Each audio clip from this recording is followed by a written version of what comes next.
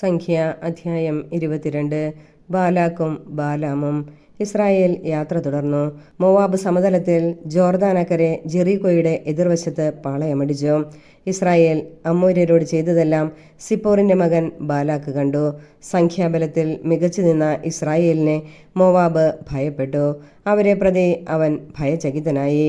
Moab മിദിയാനിലെ പ്രമാണികളോട് പറഞ്ഞു, കാള വയലിലെ പുല്ല് തിന്നുന്നത് പോലെ ഈ നാടോടികൾ നമ്മെ വിഴുങ്ങിക്കളയും. സിപ്പോറിന്റെ മകൻ ബാലാക്ക് ആയിരുന്നു അക്കാലത്ത് മോവാബിയരുടെ രാജാവ്. അവൻ അമാവിന്റെ ദേശത്ത് യൂഫ്രട്ടീസ് തീരത്തുള്ള പെത്തോറിലേക്ക് ദൂതനെ അയച്ച് ബയോറിന്റെ മകൻ ബാലാമിനോട് പറഞ്ഞു, ഈജിപ്തിൽ നിന്ന് ഒരു ജനത വന്ന് ഭൂമുഖം മൂടിയിരിക്കുന്നു. അവർ എനിക്കെതിരായി പാളയമടിച്ചിരിക്കുകയാണ്. അതിനാൽ നീ വന്ന് എനിക്ക് കീഴടക്കാൻ സാധിക്കാത്ത ഈ ജനത്തെ ശപിക്കുക. എങ്കിൽ അവരെ ഇവിടെ നിന്ന് തോൽപ്പിച്ചോടിക്കാൻ എനിക്ക് സാധിച്ചേക്കും. നീ അനുഗ്രഹിക്കുന്നവൻ അനുഗ്രഹിക്കപ്പെടുന്നു, നീ ശപിക്കുന്നവൻ ശപിക്കപ്പെടുന്നു എന്ന് എനിക്കറിയാം. മോവാബിലെയും മിദിയാനിലെയും പ്രമാണികൾ പ്രശ്നദക്ഷിണയുമായി യാത്ര തിരിച്ചു. അവർ ബാലാക്കിന്റെ സന്ദേശം ബാലാമിനെ അറിയിച്ചു. ബാലാം അവരോട് പറഞ്ഞു, ഈ രാത്രി ഇവിടെ താമസിക്കുക. കർത്താവിന്റെ അരുളപ്പാടനുസരിച്ച് ഞാൻ നിങ്ങൾക്ക് മറുപടി തരാം. അങ്ങനെ മോവാബിലെ പ്രഭുക്കന്മാർ ബാലാമിനോടുകൂടെ താമസിച്ചു. ദൈവം ബാലാമിന് പ്രത്യക്ഷപ്പെട്ട് ചോദിച്ചു, നിന്റെ കൂടെയുള്ള ഈ മനുഷ്യർ ആരാണ്? ബാലാം ദൈവത്തോട് പറഞ്ഞു, മോവാബ് രാജാവായ സിപ്പോറിന്റെ മകൻ ബാലാക്ക് അയച്ചവരാണിവർ. അവർ പറയുന്നു, ഈജിപ്തിൽ നിന്ന് ഒരു ജനത വന്ന് ഭൂമുഖം മൂടിയിരിക്കുന്നു. നീ വന്ന് എനിക്ക് വേണ്ടി അവരെ ശപിക്കുക. എങ്കിൽ യുദ്ധത്തിൽ അവരെ തോൽപ്പിച്ചോടിക്കാൻ എനിക്ക് കഴിഞ്ഞേക്കും. ദൈവം ബാലാമിനോട് അരുളി ചെയ്തു, നീ അവരോടുകൂടെ പോകരുത്, ആ ജനത്തെ ശപിക്കുകയുമരുത്, എന്തെന്നാൽ അവർ അനുഗ്രഹീതരാണ്. ബാലാം രാവിലെ എഴുന്നേറ്റ് ബാലാക്കിന്റെ പ്രഭുക്കന്മാരോട് പറഞ്ഞു, നിങ്ങൾ സ്വദേശത്തേക്ക് മടങ്ങിപ്പോകുവിൻ. ഞാൻ നിങ്ങളുടെ കൂടെ വരുന്നത് കർത്താവ് നിരോധിച്ചിരിക്കുന്നു. മോവാബ് പ്രഭുക്കന്മാർ തിരിച്ചു ചെന്ന് കൂടെ പോരുവാൻ ബാലാം വിസമ്മതിക്കുന്നു എന്ന് ബാലാക്കിനെ അറിയിച്ചു. ബാലാക്ക് വീണ്ടും അവരെക്കാൾ ബഹുമാന്യരായ കൂടുതൽ പ്രഭുക്കന്മാരെ അയച്ചു. അവർ ബാലാമിന്റെ അടുക്കൽ വന്നു പറഞ്ഞു, സിപ്പോറിന്റെ മകൻ ബാലാക്ക് അപേക്ഷിക്കുന്നു, ഒരു കാരണവശാലും എൻ്റെ അടുക്കൽ വരാതിരിക്കരുത്. ഞാൻ നിനക്ക് ബഹുമതികൾ നൽകാം. നീ എന്തു പറഞ്ഞാലും ഞാൻ ചെയ്തു തരാം. വന്ന് എനിക്ക് വേണ്ടി ഈ ജനത്തെ ശപിക്കുക. ബാലാക്കിന്റെ സേവകരോട് ബാലാം പറഞ്ഞു, ബാലാക്ക് തന്റെ വീട് നിറയെ വെള്ളിയും സ്വർണവും എനിക്ക് തന്നാലും എൻ്റെ ദൈവമായ കർത്താവ് കൽപ്പിക്കുന്നതിൽ കൂടുതലോ കുറവോ ചെയ്യുക എനിക്ക് സാധ്യമല്ല. ഈ രാത്രി കൂടി നിങ്ങൾ ഇവിടെ താമസിക്കുവിൻ. കർത്താവ് കൂടുതൽ എന്തെങ്കിലും പറയുമോ എന്ന് അറിയട്ടെ. രാത്രിയിൽ ദൈവം ബാലാമിനോട് പറഞ്ഞു, ആ മനുഷ്യർ നിന്നെ വിളിക്കാൻ വന്നിരിക്കുന്നെങ്കിൽ എഴുന്നേറ്റ് അവരോടൊപ്പം പോകുക. എന്നാൽ ഞാൻ ആജ്ഞാപിക്കുന്നത് മാത്രമേ ചെയ്യാവൂ. ബാലാമിന്റെ കഴുത. ബാലാം രാവിലെ എഴുന്നേറ്റ് കഴുതയ്ക്ക് ജീനിയിട്ടു മോവാബിലെ പ്രഭുക്കന്മാരോടൊപ്പം പുറപ്പെട്ടു. അവൻ പോയതുകൊണ്ട് ദൈവത്തിന്റെ കോപം ജ്വലിച്ചു. കർത്താവിന്റെ ദൂതൻ വഴിയിൽ അവനെതിരെ നിന്നു. കഴുതപ്പുറത്ത് സഞ്ചരിച്ചിരുന്ന ബാലാമിന്റെ കൂടെ 2 ഭൃത്യന്മാരുണ്ടായിരുന്നു. കർത്താവിന്റെ ദൂതൻ ഊരിയ വാളുമായി വഴിയിൽ നിൽക്കുന്നത് കണ്ട് കഴുത വയലിലേക്ക് ചാടി. വഴിയിലേക്ക് തിരിച്ചു കൊണ്ടുവരാൻ ബാലാം അതിനെ അടിച്ചു. അപ്പോൾ കർത്താവിന്റെ ദൂതൻ മുന്തിരിത്തോട്ടത്തിൽ ഇരുവശവും മതിലുള്ള ഇടുങ്ങിയ വഴിയിൽ നിന്നു. കർത്താവിന്റെ ദൂതനെ കണ്ട് കഴുത മതിലിനോട് ചേർന്ന് ഒതുങ്ങി. ബാലാമിന്റെ കാൽ മതിലിൽ ഉരഞ്ഞു. അവൻ കഴുതയെ വീണ്ടും അടിച്ചു. കർത്താവിന്റെ ദൂതൻ മുമ്പോട്ട് പോയി ഇടം വലം തിരിയാൻ ഇടമില്ലാത്ത ഇടുങ്ങിയ സ്ഥലത്ത് നിന്നു. ദൂതനെ കണ്ടപ്പോൾ കഴുത കിടന്നു കളഞ്ഞു. ബാലാമിന്റെ കോപം ജ്വലിച്ചു. അവൻ വടികൊണ്ട് കഴുതയെ അടിച്ചു. അപ്പോൾ കർത്താവ് കഴുതയ്ക്ക് സംസാരശക്തി നൽകി. 3 പ്രാവശ്യം എന്നെ അടിക്കാൻ ഞാൻ നിന്നോട് എന്ത് ദ്രോഹം ചെയ്തു എന്ന് അത് ബാലാമിനോട് ചോദിച്ചു. ബാലാം കഴുതയോട് പറഞ്ഞു, നീ എന്നെ അവഹേളിച്ചു. വാളുണ്ടായിരുന്നെങ്കിൽ ഞാൻ നിന്നെ കൊന്നുകളയുമായിരുന്നു. കഴുത ബാലാമിനോട് ചോദിച്ചു, ഇന്നുവരെ നീ സഞ്ചരിച്ചിരുന്ന നിന്റെ കഴുതയല്ലേ ഞാൻ? ഇതിനു മുമ്പ് ഒരിക്കലെങ്കിലും ഞാൻ നിന്നോട് ഇങ്ങനെ ചെയ്തിട്ടുണ്ടോ? ഇല്ല. ബാലാം സമ്മതിച്ചു. അപ്പോൾ കർത്താവ് ബാലാമിൻ്റെ കണ്ണുകൾ തുറന്നു. ഊരിയ വാളേന്തി വഴിയിൽ നിൽക്കുന്ന കർത്താവിൻ്റെ ദൂതനെ കണ്ട് അവൻ കമിഴ്ന്നു വീണു. കർത്താവിൻ്റെ ദൂതൻ ബാലാമിനോട് പറഞ്ഞു, കഴുതയെ 3 പ്രാവശ്യം അടിച്ചതെന്തിന്? നിന്റെ യാത്ര വിവേകശൂന്യമാകയാൽ നിന്നെ തടയാൻ ഞാൻ വന്നിരിക്കുന്നു. ഈ 3 പ്രാവശ്യവും കഴുത എന്നെ കണ്ടാണ് തിരിഞ്ഞുപോയത്. അങ്ങനെ വഴി മാറിയില്ലായിരുന്നെങ്കിൽ തീർച്ചയായും ഞാൻ നിന്നെ കൊല്ലുകയും അതിനെ വെറുതെ വിടുകയും ചെയ്യുമായിരുന്നു. അപ്പോൾ ബാലാം കർത്താവിൻ്റെ ദൂതനോട് പറഞ്ഞു, ഞാൻ പാപം ചെയ്തുപോയി. അങ്ങ് എനിക്കെതിരെ വഴിയിൽ നിന്നത് ഞാൻ അറിഞ്ഞില്ല. ഇത് അങ്ങയുടെ ദൃഷ്ടിയിൽ തിന്മയെങ്കിൽ ഞാൻ തിരിച്ചു പോയിക്കൊള്ളാം. കർത്താവിൻ്റെ ദൂതൻ ബാലാമിനോട് പറഞ്ഞു, ഇവരുടെ കൂടെ പോയിക്കൊള്ളുക. എന്നാൽ ഞാൻ നിന്നോട് പറയുന്ന വചനം മാത്രമേ നീ പറയാവൂ. ബാലാക്കിന്റെ പ്രഭുക്കന്മാരുടെ കൂടെ ബാലാം പോയി. ബാലാം വരുന്നു എന്ന് കേട്ട് ബാലാക്ക് അവനെ എതിരേൽക്കാൻ രാജ്യത്തിന്റെ അങ്ങേയറ്റത്തെ അതിർത്തിയിലുള്ള അർണോൺ നദീതീരത്ത് സ്ഥിതി ചെയ്യുന്ന ഈർമോവാബ് വരെ ചെന്നു. ബാലാക്ക് ബാലാമിനോട് ചോദിച്ചു, നിന്നെ വിളിക്കാൻ ഞാൻ ആളയച്ചില്ലേ? എന്താണ് വരാതിരുന്നത്? നിനക്ക് ഉചിതമായ ബഹുമതി നൽകാൻ എനിക്ക് കഴിവില്ലെന്നോ? ബാലാം ബാലാക്കിനോട് പറഞ്ഞു, ഇതാ ഞാൻ വന്നല്ലോ. എന്നാൽ സ്വന്തമായി എന്തെങ്കിലും പറയാൻ എനിക്ക് കഴിവുണ്ടോ? ദൈവം തോന്നിക്കുന്ന വചനമാണ് എനിക്ക് പറയാനുള്ളത്. ബാലാം ബാലാക്കുമൊത്ത് കിരിയാത് ഹുസോത്തിൽ ചെന്നു. ബാലാക്ക് കാളകളെയും ആടുകളെയും ബലി കഴിച്ച് ബാലാമിനും കൂടെയുണ്ടായിരുന്ന പ്രഭുക്കന്മാർക്കും അതിൽ നിന്ന് കൊടുത്തയച്ചു. പിറ്റേന്ന് ബാലാക്ക് ബാലാമിനെ ബാമോത് ബാൽ എന്ന പൂജാഗിരിയിലേക്ക് കൂട്ടിക്കൊണ്ടുപോയി. അവിടെ നിന്ന് അവൻ ഇസ്രായേൽ പാളയത്തിന്റെ ഇങ്ങേയറ്റം കണ്ടു. സംഖ്യ അധ്യായം 23. ബാലാമിന്റെ പ്രവചനങ്ങൾ. ബാലാം ബാലാക്കിനോട് പറഞ്ഞു, ഇവിടെ 7 ബലിപീഠങ്ങൾ എനിക്കായി പണിയുക. 7 കാളകളെയും 7 മുട്ടാടുകളെയും കൊണ്ടുവരിക. ബാലാം പറഞ്ഞതുപോലെ അവൻ ചെയ്തു. അവർ ഓരോ ബലിപീഠത്തിന്മേലും ഓരോ കാളയെയും മുട്ടാടിനെയും ബലിയർപ്പിച്ചു. ബാലാം ബാലാക്കിനോട് പറഞ്ഞു, നിന്റെ ദഹനബലിയുടെ അടുത്ത് നിൽക്കുക, ഞാൻ പോകട്ടെ. കർത്താവ് എനിക്ക് പ്രത്യക്ഷനായേക്കാം. അവിടുന്ന് എനിക്ക് വെളിപ്പെടുത്തുന്നതെല്ലാം ഞാൻ നിന്നെ അറിയിക്കാം. ഇത് പറഞ്ഞതിന് ശേഷം അവൻ ഉയർന്ന ഒരു സ്ഥലത്തേക്ക് പോയി. ദൈവം ബാലാമിന് പ്രത്യക്ഷനായി. ബാലാം അവിടുത്തോട് പറഞ്ഞു, ഞാൻ 7 ബലിപീഠങ്ങൾ തയ്യാറാക്കി ഓരോന്നിലും ഓരോ കാളയെയും മുട്ടാടിനെയും ബലിയർപ്പിച്ചു. കർത്താവ് ബാലാമിനോട് തന്റെ സന്ദേശം അറിയിച്ചുകൊണ്ട് കൽപ്പിച്ചു, ബാലാക്കിന്റെ അടുക്കലേക്ക് മടങ്ങിച്ചെന്ന് പറയുക. ബാലാം ബാലാക്കിന്റെ അടുത്തു ചെന്നു. അപ്പോൾ ബാലാക്കും മോവാബിലെ പ്രഭുക്കന്മാരും ദഹനബലിയുടെ അരികിൽ നിൽക്കുകയായിരുന്നു. ബാലാം പ്രവചിച്ചു പറഞ്ഞു, ആരാമിൽ നിന്ന് ബാലാക്ക് എന്നെ കൊണ്ടുവന്നു. മോവാബ് രാജാവ് പൗരസ്ത്യഗിരികളിൽ നിന്ന് എന്നെ വരുത്തി. യാക്കോബിനെ എനിക്ക് വേണ്ടി ശപിക്കുക, ഇസ്രായേലിനെ ഭർസിക്കുക. ദൈവം ശപിക്കാത്തവനെ ഞാനെങ്ങനെ ശപിക്കും? കർത്താവ് ഭർസിക്കാത്തവനെ ഞാനെങ്ങനെ ഭർസിക്കും? പാറക്കെട്ടുകളിൽ നിന്ന് ഞാൻ അവനെ കാണുന്നു, മലമുകളിൽ നിന്ന് ഞാൻ അവനെ നിരീക്ഷിക്കുന്നു. വേറിട്ട് പാർക്കുന്ന ഒരു ജനം, ജനതകളോട് ഇടകലരാത്ത ഒരു ജനം. യാക്കോബിന്റെ ധൂളിയെ എണ്ണാൻ ആർക്ക് കഴിയും? ഇസ്രായേലിന്റെ ജനസഞ്ചയത്തെ ആര് തിട്ടപ്പെടുത്തും? നീതിമാന്റെ മരണം ഞാൻ കൈവരിക്കട്ടെ, എന്റെ അന്ത്യം അവൻ്റേതുപോലെയാകട്ടെ. ബാലാക്ക് ബാലാമിനോട് ചോദിച്ചു, നീ എന്നോട് എന്താണ് ഈ ചെയ്തത്? എന്റെ ശത്രുക്കളെ ശപിക്കാൻ ഞാൻ നിന്നെ കൊണ്ടുവന്നു, എന്നാൽ നീ അവരെ അനുഗ്രഹിച്ചു. അവൻ പ്രതിവചിച്ചു, കർത്താവ് തോന്നിക്കുന്ന വചനം ഞാൻ സംസാരിക്കേണ്ടയോ? ബാലാക്ക് അവനോട് പറഞ്ഞു, എൻ്റെ കൂടെ മറ്റൊരു സ്ഥലത്തേക്ക് വരിക, അവിടെ നിന്ന് നിനക്ക് അവരെ കാണാം. ഏറ്റവും അടുത്ത് നിൽക്കുന്നവരെ മാത്രം കണ്ടാൽ മതി, എല്ലാവരെയും കാണേണ്ട. അവിടെ നിന്ന് എനിക്ക് വേണ്ടി അവരെ ശപിക്കുക. അവൻ ബാലാമിനെ സോഫിം വയലിൽ പിസ്ഗാ മലയിലേക്ക് കൊണ്ടുപോയി. അവിടെ 7 ബലിപീഠങ്ങൾ നിർമ്മിച്ചു. ഓരോന്നിലും ഓരോ കാളയെയും മുട്ടാടിനെയും ബലിയർപ്പിച്ചു. ബാലാം ബാലാക്കിനോട് പറഞ്ഞു, നിന്റെ ദഹനബലിയുടെ അരികിൽ നിൽക്കുക, ഞാൻ പോയി കർത്താവിനെ കാണട്ടെ.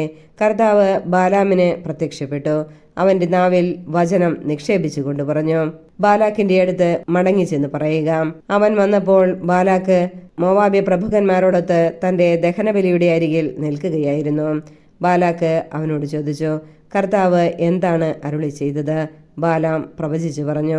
ബാലാക്ക് ഉണർന്ന് ശ്രവിക്കുക, സിപ്പോറിന്റെ പുത്ര ശ്രദ്ധിച്ചു കേൾക്കുക.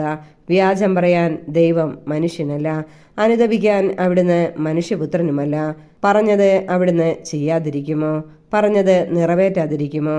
ഇതാ അനുഗ്രഹിക്കാൻ എനിക്ക് ആജ്ഞ ലഭിച്ചു. അവിടുന്ന് അനുഗ്രഹിച്ചു, അത് പിൻവലിക്കാൻ ഞാൻ ആളല്ല. യാക്കോബിൽ അവിടുന്ന് തിന്മ കണ്ടില്ല, ഇസ്രായേലിൽ ദുഷ്ടത ദർശിച്ചതുമില്ല. അവരുടെ ദൈവമായ കർത്താവ് അവരോട് കൂടെയുണ്ട്. രാജാവിൻ്റെ അട്ടഹാസം അവരുടെ ഇടയിൽ മുഴങ്ങുന്നു. ദൈവം ഈജിപ്തിൽ നിന്ന് അവരെ കൊണ്ടുവരുന്നു. കാട്ടുപോത്തിൻ്റെതിന് തുല്യമായ ബലം അവർക്കുണ്ട്. യാക്കോബിന് ആഭിചാരം ഏൽക്കുകയില്ല, ഇസ്രായേലിനെതിരെ ക്ഷുദ്രവിദ്യ ഫലിക്കുകയുമില്ല. ദൈവം പ്രവർത്തിച്ചത് കാണുവിൻ എന്ന് യാക്കോബിനെയും ഇസ്രായേലിനെയും കുറിച്ച് പറയേണ്ട സമയമാണിത്. ഇതാ ഒരു ജനം, സിംഹിയെപ്പോലെ അതുണരുന്നു, സിംഹത്തെപ്പോലെ അത് എഴുന്നേൽക്കുന്നു. ഇരയെ വിഴുങ്ങാതെ അത് കിടക്കുകയില്ല, രക്തം കുടിക്കാതെ അടങ്ങുകയുമില്ല. ബാലാക്ക് ബാലാമിനോട് പറഞ്ഞു, നീ അവരെ ശപിക്കുകയും വേണ്ട, അനുഗ്രഹിക്കുകയും വേണ്ട. ബാലാം പറഞ്ഞു, കർത്താവ് കൽപ്പിക്കുന്നതെല്ലാം ചെയ്യേണ്ടതുണ്ടെന്ന് ഞാൻ പറഞ്ഞില്ലേ? ബാലാക്ക് അവനോട് പറഞ്ഞു, വരിക, മറ്റൊരിടത്തേക്ക് നിന്നെ ഞാൻ കൊണ്ടുപോകാം. അവിടെ നിന്ന് അവരെ ശപിക്കാൻ കർത്താവ് സമ്മതിച്ചേക്കും. യെഷിമോണിനെതിരെയുള്ള പെയോർ മലമുകളിലേക്ക് ബാലാമിനെ അവൻ കൊണ്ടുപോയി. ബാലാം അവനോട് പറഞ്ഞു, ഇവിടെ എനിക്കായി 7 ബലിപീഠങ്ങൾ നിർമ്മിച്ച് 7 കാളയെയും 7 മുട്ടാടിനെയും കൊണ്ടുവരിക. ബാലാം പറഞ്ഞതുപോലെ അവൻ ചെയ്തു. ഓരോ ബലിപീഠത്തിന്മേലും ഓരോ കാളയെയും മുട്ടാടിനെയും ബലിയർപ്പിച്ചു. സംഖ്യ അധ്യായം 24. ഇസ്രായേലിനെ അനുഗ്രഹിക്കുന്നത് കർത്താവിന് പ്രസാദകരമെന്ന് മനസ്സിലാക്കിയപ്പോൾ മുൻ അവസരങ്ങളിൽ ചെയ്തതുപോലെ ശകുനം നോക്കാൻ പോകാതെ ബാലാം മരുഭൂമിയിലേക്ക് മുഖം തിരിച്ചു നിന്നു. അവൻ കണ്ണുകളുയർത്തി ഗോത്രങ്ങളനുസരിച്ച് ഇസ്രായേൽ പാളയമടിച്ചിരിക്കുന്നത് കണ്ടു. ദൈവത്തിൻ്റെ ആത്മാവ് അവൻ്റെ മേൽ ആവസിച്ചു. അവൻ പ്രവചിച്ചു പറഞ്ഞു, ബയോറിൻ്റെ മകൻ ബാലാമിൻ്റെ പ്രവചനം, ദർശനം ലഭിച്ചവൻ്റെ പ്രവചനം, ദൈവത്തിൻ്റെ വാക്കുകൾ ശ്രവിച്ചവൻ, സർവശക്തനിൽ നിന്ന് ദർശനം സിദ്ധിച്ചവൻ, തുറന്ന കണ്ണുകളോടെ സമാധിയിൽ ലയിച്ചവൻ പ്രവചിക്കുന്നു. യാക്കോബേ, നിന്റെ കൂടാരങ്ങൾ എത്ര മനോഹരം, ഇസ്രായേലെ നിന്റെ പാളയങ്ങളും. വിശാലമായ താഴ്വര പോലെയാണവ, നദീതീരത്തെ ഉദ്യാനങ്ങൾ പോലെയും. കർത്താവ് നട്ട കാരകിൽ നിര പോലെയും നീർച്ചാലിനരികെയുള്ള ദേവദാരു പോലെയും. അവൻ്റെ ഭരണികളിൽ നിന്ന് വെള്ളം കവിഞ്ഞൊഴുകും, വിത്തുകൾക്ക് സമൃദ്ധമായി ജലം ലഭിക്കും. അവൻ്റെ രാജാവ് അഗാഗിനേക്കാൾ ഉന്നതനായിരിക്കും, അവൻ്റെ രാജ്യം മഹത്വമണിയും. ദൈവം ഈജിപ്തിൽ നിന്ന് അവനെ കൊണ്ടുവന്നു. അവന് കാട്ടുപോത്തിൻ്റെ കരുത്തുണ്ട്. ശത്രുജനതകളെ അവൻ സംഹരിക്കും, അവരുടെ അസ്ഥികൾ അവൻ തകർക്കും, അവൻ്റെ അസ്ത്രങ്ങൾ അവരെ പിളർക്കും. സിംഹത്തെപ്പോലെയും സിംഹിയെപ്പോലെയും അവൻ പതുങ്ങിക്കിടക്കുന്നു. അവനെ ഉണർത്താൻ ആർക്ക് ധൈര്യമുണ്ടാകും? നിന്നെ അനുഗ്രഹിക്കുന്നവൻ അനുഗ്രഹീതൻ, നിന്നെ ശപിക്കുന്നവൻ ശാപഗ്രസ്തൻ. ബാലാമിനെതിരെ ബാലാക്കിൻ്റെ കോപം ജ്വലിച്ചു. അവൻ കൈ കൂട്ടിയടിച്ചുകൊണ്ട് പറഞ്ഞു, എൻ്റെ ശത്രുക്കളെ ശപിക്കാൻ ഞാൻ നിന്നെ കൊണ്ടുവന്നു. എന്നാൽ 3 പ്രാവശ്യവും നീ അവരെ അനുഗ്രഹിച്ചിരിക്കുന്നു. അതിനാൽ നിന്റെ ദേശത്തേക്ക് ഓടിക്കൊള്ളുക. വലിയ ബഹുമതികൾ നൽകാമെന്ന് ഞാൻ വാഗ്ദാനം ചെയ്തിരുന്നു, എന്നാൽ കർത്താവ് നിനക്ക് അത് നിഷേധിച്ചിരിക്കുന്നു. ബാലാം അവനോട് പറഞ്ഞു, നിന്റെ ദൂതന്മാരോട് ഞാൻ പറഞ്ഞില്ലേ?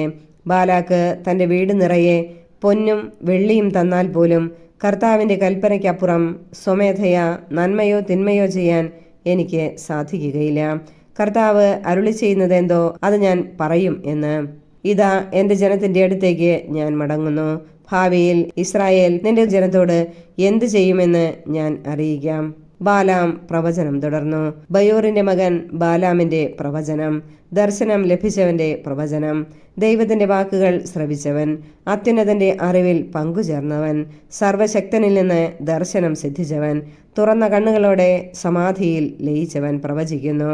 ഞാൻ അവനെ കാണുന്നു, എന്നാൽ ഇപ്പോഴല്ല. ഞാൻ അവനെ ദർശിക്കുന്നു, എന്നാൽ അടുത്തല്ല.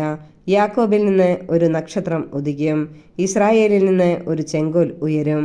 അത് മോവാബിന്റെ നെറ്റിത്തടം തകർക്കും, ഷേത്തിന്റെ പുത്രന്മാരെ സംഹരിക്കുകയും ചെയ്യും. ഏദോം അന്യാധീനമാകും, ശത്രുവായ സെയീറും. ഇസ്രായേലോ സുധീരം മുന്നേറും. ഭരണം നടത്താനുള്ളവൻ യാക്കോബിൽ നിന്ന് വരും, പട്ടണങ്ങളിൽ അവശേഷിക്കുന്നവർ നശിപ്പിക്കപ്പെടും. അവൻ അമലേക്കിനെ നോക്കി പ്രവചിച്ചു. അമലേക്ക് ജനതകളിൽ ഒന്നാമനായിരുന്നു, എന്നാൽ അവസാനം അവൻ പൂർണ്ണമായി നശിക്കും. അവൻ കേന്യരെ നോക്കി പ്രവചിച്ചു. നിന്റെ വാസസ്ഥലം സുശക്തമാണ്, പാറയിൽ നീ കൂടുവച്ചിരിക്കുന്നു, എന്നാൽ നീ നശിച്ചു പോകും. അസൂർ നിന്നെ അടിമയായി കൊണ്ടുപോകും. ബാലാം പ്രവചനം തുടർന്നു. ദൈവം ഇത് ചെയ്യുമ്പോൾ ആര് ജീവനോടിരിക്കും? കിത്തിമിൽ നിന്ന് കപ്പലുകൾ പുറപ്പെടും, അസൂറിനെയും ഏബറിനെയും പീഡിപ്പിക്കും, എന്നാൽ അവനും നാശമടയും. ബാലാം സ്വദേശത്തേക്ക് മടങ്ങി, ബാലാക്ക് തൻ്റെ വഴിക്കും പോയി. സംഖ്യ അധ്യായം 25. പെയോറിലെ ബാൽ. ഷിത്തിമിൽ പാർക്കുമ്പോൾ മൊവാബ്യ സ്ത്രീകളുമായി ഇസ്രായേൽ ജനം വേശ്യാവൃത്തിയിൽ ഏർപ്പെടാൻ തുടങ്ങി. അവർ തങ്ങളുടെ ദേവന്മാരുടെ ബലികൾക്ക് ഇസ്രായേൽക്കാരെ ക്ഷണിച്ചു. അവർ അവരോട് ചേർന്ന് ഭക്ഷിക്കുകയും ദേവന്മാരെ ആരാധിക്കുകയും ചെയ്തു. അങ്ങനെ ഇസ്രായേൽ പെയോറിലെ ബാലിന് സേവ ചെയ്തു. അവർക്കെതിരെ കർത്താവിൻ്റെ കോപം ജ്വലിച്ചു. അവിടുന്ന് മോശയോട് അരുളി ചെയ്തു, ജനത്തിൻ്റെ തലവന്മാരെ പിടിച്ച് കർത്താവിൻ്റെ മുമ്പാകെ പരസ്യമായി തൂക്കിലിടുക. കർത്താവിൻ്റെ ഉഗ്രകോപം ജനങ്ങളിൽ നിന്ന് മാറിപ്പോകട്ടെ. മോശ ഇസ്രായേലിലെ ന്യായാധിപന്മാരോട് പറഞ്ഞു, നിങ്ങൾ ഓരോരുത്തരും പെയോറിലെ ബാലിൻ്റെ അടിമകളായി തീർന്ന നിങ്ങളുടെ ആളുകളെ വധിക്കുക. മോശയും സമാഗമ കൂടാരവാതിൽക്കൽ വിലപിച്ചുകൊണ്ട് നിന്ന ഇസ്രായേൽ ജനം മുഴുവനും കാണുകെ ഒരു ഇസ്രായേൽക്കാരൻ തന്റെ വീട്ടിലേക്ക് ഒരു മിദിയാൻ സ്ത്രീയെ കൂട്ടിക്കൊണ്ടുവന്നു. പുരോഹിതനായ അഹ്റോന്റെ പുത്രനായ എലയാസറിന്റെ പുത്രൻ ഫിനെഹാസ് ഇത് കണ്ട് എഴുന്നേറ്റ് ഒരു കുന്തവും എടുത്തുകൊണ്ട് സമൂഹത്തിൽ നിന്ന് പുറത്തുപോയി. ആ ഇസ്രായേലിന്റെ പുറകെ അവൻ അകത്തു ചെന്ന് അവരിരുവരുടെയും ഇസ്രായേലിന്റെയും സ്ത്രീയുടെയും ഉദരം തുളഞ്ഞു കടക്കും വിധം കുത്തി. അങ്ങനെ ഇസ്രായേൽ ജനത്തെ ബാധിച്ച മഹാമാരി നിലച്ചു. മഹാമാരി കൊണ്ട് മരണമടഞ്ഞവർ 24,000 പേരാണ്. കർത്താവ് മോശയോട് അരുളി ചെയ്തു, പുരോഹിതനായ അഹ്റോന്റെ പുത്രനായ എലയാസറിന്റെ മകൻ ഫിനെഹാസ് ഇസ്രായേൽ ജനത്തിന്റെ ഇടയിൽ എന്റെ തീക്ഷ്ണതയ്ക്കൊത്തവണ്ണം പ്രവർത്തിച്ച് എന്റെ ക്രോധം അവരിൽ നിന്ന് അകറ്റിയിരിക്കുന്നു. അതിനാൽ കോപം ജ്വലിച്ച് ഞാൻ അവരെ സംഹരിച്ചില്ല. ആകയാൽ അവനുമായി ഞാൻ സമാധാനത്തിന്റെ ഉടമ്പടി സ്ഥാപിക്കുന്നു. അത് അവനും അവനുശേഷം അവന്റെ സന്തതികൾക്കും നിത്യപൗരോഹിത്യത്തിന്റെ ഉടമ്പടിയായിരിക്കും. കാരണം അവൻ തന്റെ ദൈവത്തിനു വേണ്ടി തീഷ്ണത കാണിക്കുകയും ഇസ്രായേൽ ജനത്തിനു വേണ്ടി പ്രായശ്ചിത്തം അനുഷ്ഠിക്കുകയും ചെയ്തു.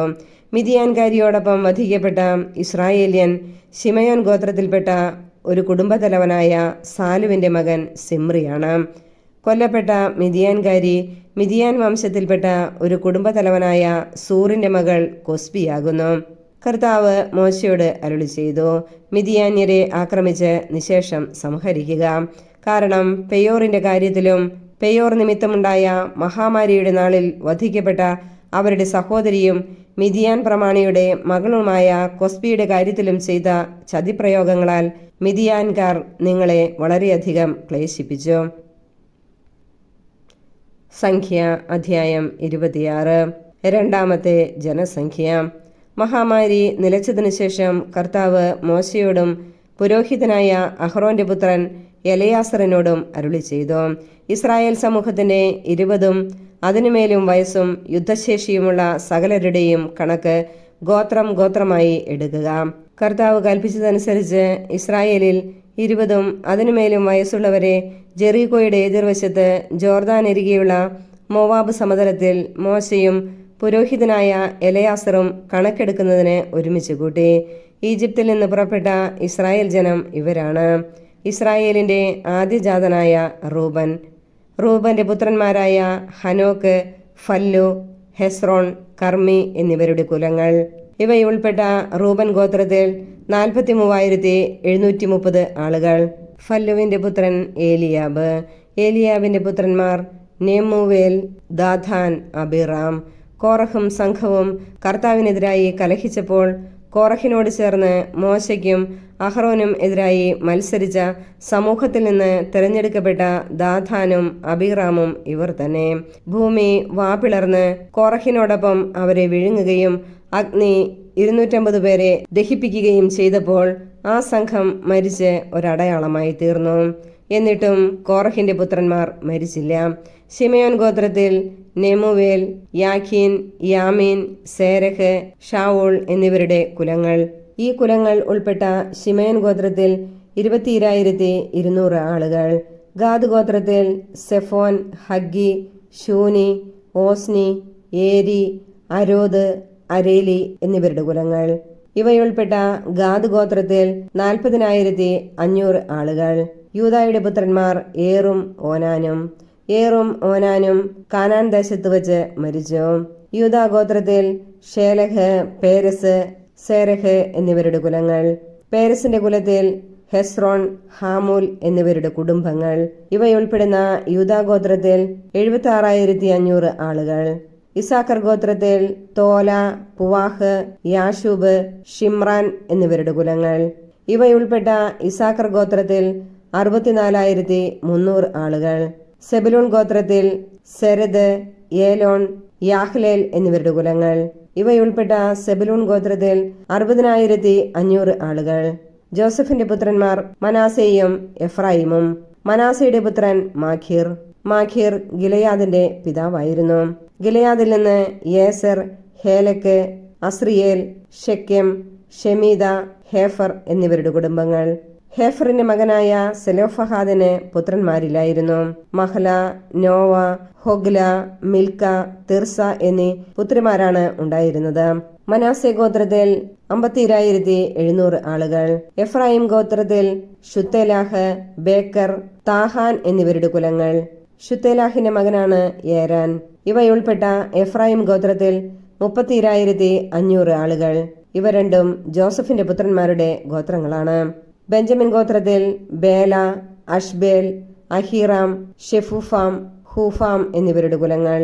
ബേലായുടെ കുലത്തിൽ അർദ്, നാമാൻ എന്നിവരുടെ കുടുംബങ്ങൾ. ഇവയുൾപ്പെട്ട ബെഞ്ചമിൻ ഗോത്രത്തിൽ 45,600 ആളുകൾ. ദാൻ ഗോത്രത്തിൽ ഹുഷാമിന്റെ കുലം.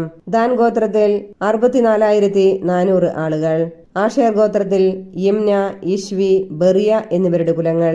ബെറിയയുടെ കുലത്തിൽ ഹേബർ, മൽക്കിയേൽ എന്നിവരുടെ കുടുംബങ്ങൾ. ആഷേറിന് സേറ എന്നൊരു പുത്രി ഉണ്ടായിരുന്നു. ആഷേർ ഗോത്രത്തിൽ 53,400 ആളുകൾ.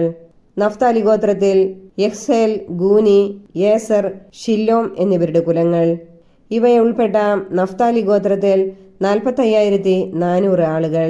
അങ്ങനെ ഇസ്രായേൽ ജനം ആകെ 6,01,730 പേർ ഉണ്ടായിരുന്നു. കർത്താവ് മോശയോട് അരുളി ചെയ്തു, എണ്ണമനുസരിച്ച് ഇവർക്ക് ദേശം ഭാഗിച്ചു കൊടുക്കണം. വലിയ ഗോത്രത്തിന് കൂടുതലും ചെറിയ ഗോത്രത്തിന് കുറവും. അങ്ങനെ എണ്ണമനുസരിച്ച് ഓരോ ഗോത്രത്തിനും അവകാശം നൽകണം. നറുക്കിട്ട് വേണം ദേശം വിഭജിക്കാൻ. തങ്ങളുടെ പിതൃഗോത്രത്തിന്റെ പേരിലായിരിക്കും അവകാശം ലഭിക്കുക. ആളേറിയ ഗോത്രത്തിനും ആള് കുറഞ്ഞ ഗോത്രത്തിനും അവകാശം നറുക്കിട്ട് ഭാഗിക്കണം. ലേവി ഗോത്രത്തിൽ ഗർഷോൻ, കൊഹാത്ത്, മെറാറി എന്നിവരുടെ കുലങ്ങൾ. ലിബ്നി, ഹെബ്രോൺ, മഹ്ലി, മൂഷി, കോറഹ് എന്നിവരുടെ കുലങ്ങളും ലേവി ഗോത്രത്തിൽ ഉൾപ്പെടുന്നു. കൊഹാത്ത് അമ്രാമിന്റെ പിതാവാണ്. യോക്കേബാദ് ആയിരുന്നു അമ്രാമിന്റെ ഭാര്യ. ലേവിക്ക് ഈജിപ്തിൽ വെച്ച് ജനിച്ച മകളാണവൾ. ഇവളിൽ അമ്രാമിന് അഹ്റോനും മോശയും അവളുടെ സഹോദരി മിരിയാമും ജനിച്ചു. അഹ്റോന്റെ പുത്രന്മാരാണ് നാദാബ്, അബീഹു, എലയാസർ, ഇത്താമർ എന്നിവർ. നാദാബും അബീഹുവും കർത്താവിന്റെ മുമ്പിൽ അവിശുദ്ധമായ അഗ്നി അർപ്പിച്ചപ്പോൾ മരിച്ചുപോയി. ലേവി ഗോത്രത്തിൽ 1 മാസവും അതിൽ കൂടുതലും പ്രായമുള്ള പുരുഷ സന്തതികളുടെ സംഖ്യ 23,000 ആയിരുന്നു. ഇസ്രായേൽ ജനത്തിന്റെ ഇടയിൽ അവർക്ക് അവകാശം കൊടുക്കാതിരുന്നതുകൊണ്ട് അവരെ അക്കൂട്ടത്തിൽ എണ്ണിയില്ല. ജെറിക്കോയുടെ എതിർവശത്ത് ജോർദാൻ അരികെയുള്ള മോവാബ് സമതലത്തിൽ വെച്ച് മോശയും പുരോഹിതനായ എലയാസറും കൂടി ഇസ്രായേൽ ജനത്തിന്റെ കണക്കെടുത്തപ്പോൾ ഇവരെയാണ് എണ്ണിയത്. എന്നാൽ മോശയും പുരോഹിതൻ അഹ്റോനും കൂടി സീനായ് മരുഭൂമിയിൽ വെച്ച് എടുത്ത ഇസ്രായേൽ ജനത്തിന്റെ കണക്കിൽപ്പെട്ടവരാരും ഇക്കൂട്ടത്തിൽ ഇല്ലായിരുന്നു. കാരണം അവർ മരുഭൂമിയിൽ വെച്ച് മരിക്കുമെന്ന് കർത്താവ് അരുളി ചെയ്തിരുന്നു. യെഫുന്നയുടെ മകൻ കാലെബും നൂനിന്റെ മകൻ ജോഷുവയും ഒഴികെ അവരിലാരും അവശേഷിച്ചില്ല. സംഖ്യ അധ്യായം 27. പുത്രിമാരുടെ അവകാശം. ജോസഫിന്റെ മകൻ മനാസെ, അവന്റെ മകൻ മാഖീർ. മാഖീർ ഗിലെയാദിന്റെയും ഗിലെയാദ് ഹേഫറിന്റെയും പിതാക്കന്മാർ. ഹേഫറിന്റെ മകൻ സെലോഫഹാദ്. അവന്റെ പുത്രിമാരായ മഹല, നോവ, ഹൊഗ്ല, മിൽക്ക, തിർസ എന്നിവർ മുന്നോട്ട് വന്നു. അവർ സമാഗമ കൂടാരവാതിൽക്കൽ മോശയുടെയും പുരോഹിതൻ എലയാസറിന്റെയും ജനപ്രമാണികളുടെയും സമൂഹം മുഴുവന്റെയും മുമ്പിൽ നിന്നുകൊണ്ട് പറഞ്ഞു, ഞങ്ങളുടെ പിതാവ് മരുഭൂമിയിൽ വെച്ച് മരിച്ചു. അവൻ കോറഹിനോടൊത്ത് കർത്താവിനെതിരായി ഒന്നിച്ചവരുടെ കൂട്ടത്തിൽ ഇല്ലായിരുന്നു. സ്വന്തം പാപം നിമിത്തമാണ് അവൻ മരിച്ചത്. അവന് പുത്രന്മാരില്ലായിരുന്നു. പുത്രനില്ലാത്തതിനാൽ ഞങ്ങളുടെ പിതാവിന്റെ നാമം ഇസ്രായേലിൽ നിർമൂലമായി പോകുന്നതെന്തിന്? അവന്റെ സഹോദരന്മാരുടെ ഇടയിൽ ഞങ്ങൾക്കും അവകാശം നൽകുക.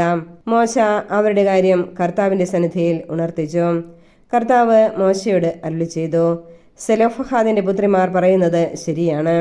അവരുടെ പിതൃസഹോദരന്മാരുടെ ഇടയിൽ ഒരു ഓഹരി അവർക്കും നൽകണം. അങ്ങനെ അവരുടെ പിതാവിന്റെ അവകാശം അവർക്ക് ലഭിക്കട്ടെ. നീ ഇസ്രായേല്യരോട് ഇപ്രകാരം പറയണം: ആരെങ്കിലും പുത്രനില്ലാതെ മരിച്ചാൽ അവകാശം പുത്രിക്ക് കൊടുക്കണം. പുത്രിയുമില്ലെങ്കിൽ അവകാശം സഹോദരന്മാർക്ക് കൊടുക്കണം. സഹോദരന്മാരുമില്ലെങ്കിൽ പിതൃസഹോദരന്മാർക്ക് കൊടുക്കണം. പിതൃസഹോദരന്മാരുമില്ലെങ്കിൽ നിങ്ങൾ അവന്റെ അവകാശം അവന്റെ കുടുംബത്തിൽ ഏറ്റവും അടുത്ത ബന്ധുവിന് കൊടുക്കണം. കർത്താവ് മോശയ്ക്ക് നൽകിയ ഈ കൽപ്പന ഇസ്രായേൽ ജനത്തിന് നിയമവും ചട്ടവുമായിരിക്കും. അനന്തരം കർത്താവ് മോശയോട് അരുളി ചെയ്തു, അബാറി മലയിൽ കയറി ഞാൻ ഇസ്രായേൽ ജനത്തിന് കൊടുത്തിരിക്കുന്ന ദേശം കാണുക. അത് കണ്ടു കഴിയുമ്പോൾ നീയും നിന്റെ സഹോദരൻ അഹ്റോനെ പോലെ പിതാക്കന്മാരോട് ചേരും. സീൻ മരുഭൂമിയിൽ കാദേശിലെ മെരീബ ജലാശയത്തിനടുത്ത് വച്ച് ജനം കലഹമുണ്ടാക്കിയപ്പോൾ അവരുടെ മുമ്പിൽ എൻ്റെ പരിശുദ്ധിക്ക് സാക്ഷ്യം നൽകാതെ നീ എൻ്റെ കൽപ്പന ലംഘിച്ചു. മോശ കർത്താവിനോട് അപേക്ഷിച്ചു. അവിടുത്തെ ജനം ഇടയനില്ലാത്ത ആടുകളെപ്പോലെ ആയിപ്പോകാതെ എല്ലാ കാര്യങ്ങളിലും അവരെ നയിക്കാൻ സകല ജീവന്റെയും ദൈവമായ കർത്താവ് ഒരാളെ സമൂഹത്തിന്റെ മേൽ നിയമിക്കാൻ തിരുവുള്ളമാകട്ടെ. കർത്താവ് മോശയോട് അരുളി ചെയ്തു, നൂനിന്റെ മകനും ആത്മാവ് കുടികൊള്ളുന്നവനുമായ ജോഷുവയെ വിളിച്ച് അവന്റെ മേൽ നിന്റെ കൈവയ്ക്കുക. പുരോഹിതനായ എലയാസറിന്റെയും സമൂഹത്തിന്റെയും മുമ്പിൽ നിർത്തി അവർ കാണുകെ നീ അവനെ നിയോഗിക്കുക. ഇസ്രായേൽ ജനം അവനെ അനുസരിക്കേണ്ടതിന് നിന്റെ അധികാരം അവന് നൽകുക. അവൻ പുരോഹിതനായ എലയാസറിന്റെ മുമ്പിൽ നിൽക്കണം. എലയാസർ അവനു വേണ്ടി ഉറീം വഴി കർത്താവിന്റെ തീരുമാനം അന്വേഷിച്ചറിയണം. ഇസ്രായേൽ ജനം എല്ലാ കാര്യങ്ങളിലും ജോഷുവയുടെ നേതൃത്വത്തിന് വഴങ്ങണം. കർത്താവ് കൽപ്പിച്ചതുപോലെ മോശ പ്രവർത്തിച്ചു. അവൻ ജോഷുവയെ വിളിച്ചു. പുരോഹിതനായ എലയാസറിന്റെയും സമൂഹത്തിന്റെയും മുമ്പാകെ നിർത്തി അവന്റെ മേൽ കൈവച്ച് കർത്താവ് കൽപ്പിച്ചതുപോലെ അവനെ നിയോഗിക്കുകയും ചെയ്തു. സംഖ്യ അധ്യായം 28. ബലികളും ഉത്സവങ്ങളും. കർത്താവ് മോശയോട് അരുളി ചെയ്തു, ഇസ്രായേൽ ജനത്തോട് കൽപ്പിക്കുക, എനിക്ക് ദഹനബലികളും സുരഭിലമായ ഭോജനബലികളും യഥാസമയം അർപ്പിക്കാൻ നിങ്ങൾ ശ്രദ്ധിക്കണം. നീ അവരോട് പറയണം, നിങ്ങൾ ദഹനബലിക്കായി 1 വയസ്സുള്ള ഊനമറ്റ 2 ആട്ടിൻകുട്ടികളെ അനുദിനം കർത്താവിന് അർപ്പിക്കണം. ഒന്നിനെ രാവിലെയും മറ്റേതിനെ വൈകുന്നേരവും ബലിയർപ്പിക്കണം. കൂടാതെ ധാന്യബലിയായി 1 ഹിന്നിന്റെ 4/1 ശുദ്ധമായ എണ്ണ ചേർത്ത് 1 ഏഫായുടെ 10/1 നേരിയ മാവ് അർപ്പിക്കണം. കർത്താവിന്റെ മുമ്പിൽ പരിമളം പരത്തുന്ന ദഹനബലിയായി സീനായ് മലയിൽ വെച്ച് നിർദ്ദേശിക്കപ്പെട്ട അനുദിനമുള്ള ദഹനബലിയാണിത്.